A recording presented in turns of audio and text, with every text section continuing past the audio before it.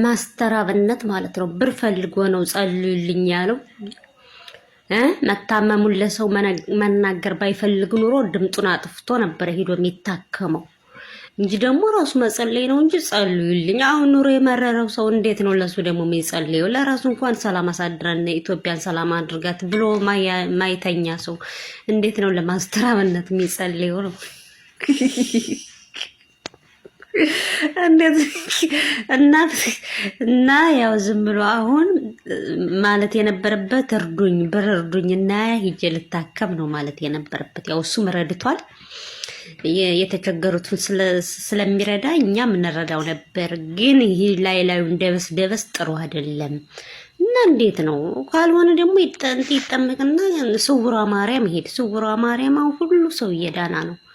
አዎ እና እኔ እንደዛ ነው የምለው። የእናንተ ኮሜንት ያው መከረኛ ኮሜንት ነው።